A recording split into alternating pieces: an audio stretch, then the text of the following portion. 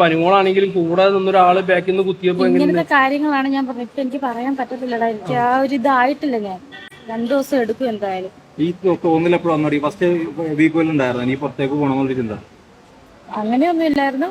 ചെന്ന് കഴിഞ്ഞപ്പോഴാണ് ഞാൻ ആ സുധിച്ചേട്ടൻ മരിച്ച ഡ്രോമിൽ. കാരണം വേറൊന്നുമല്ല, ഏട്ടൻ മരിച്ച സമയം. ബിഗ് ബോസ് മലയാളം സീസൺ 7 നിന്നും ഒടുവിൽ രേണുസുതി പുറത്തായിരിക്കുകയാണ്. ഷോയിൽ കയറിയ അന്ന് മുതൽ തനിക്ക് വീട്ടിലേക്ക് പോകണമെന്നും വാതിൽ തുറന്നു നൽകുമെന്നും രേണു ആവശ്യപ്പെട്ടിരുന്നു. എന്നാൽ ആദ്യമൊക്കെ തമാശയായിട്ടായിരുന്നു ഇതിനെ എല്ലാവരും കണ്ടിരുന്നത്.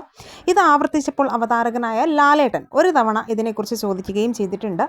അന്ന് താൻ ഇനി ഇങ്ങനെ പറയില്ലെന്നായിരുന്നു രേണു നൽകിയ മറുപടി. എന്നാൽ വീണ്ടും രേണു ഇതേ ആവശ്യം ബിഗ് ബോസിനോട് ക്യാമറയിൽ നോക്കി പറഞ്ഞിരുന്നു. തുടർന്ന് കഴിഞ്ഞ ദിവസം ഓണം എപ്പിസോഡിൽ ലാലേട്ടൻ മത്സരാർത്ഥികളെ നേരിട്ട് കാണാൻ എത്തിയപ്പോൾ രേണുവിനെ തനിക്കൊപ്പം പുറത്തേക്ക് വരാം എന്ന് അറിയിക്കുകയായിരുന്നു. അവർ നിരന്തരം ആവശ്യപ്പെട്ടതിനാലാണ് പോകാൻ അനുവദിക്കുന്നതെന്നും ലാലേട്ടൻ പറഞ്ഞു. എന്തായാലും ഹൗസിൽ നിന്ന് പുറത്ത് വന്നതോടെ താൻ ഹാപ്പിയാണെന്നാണ് രേണു പറയുന്നത്. ആരോഗ്യ പ്രശ്നങ്ങളും മാനസിക ബുദ്ധിമുട്ടുകളും ഹൗസിൽ വെച്ച് അനുഭവിച്ചിട്ടുണ്ട്. പിടിച്ചു നിൽക്കാൻ സാധിക്കാതിരുന്നതിനാലാണ് പോകാൻ അനുവദിക്കണമെന്ന് പറഞ്ഞത്. എന്തായാലും ഞാൻ ബിഗ് ബോസിൽ പോകില്ലെന്നും അവിടെ നിൽക്കില്ല എന്നുമൊക്കെ നെഗറ്റീവ് പറഞ്ഞവർക്കുള്ള മറുപടി കൂടിയാണിത്. 35 ദിവസം തനിക്ക് പിടിച്ചു നിൽക്കാൻ സാധിച്ചല്ലോ എന്നും രേണു എയർപോർട്ടിലെത്തിയതിനു ശേഷം മീഡിയയിലോട് പറഞ്ഞിരുന്നു.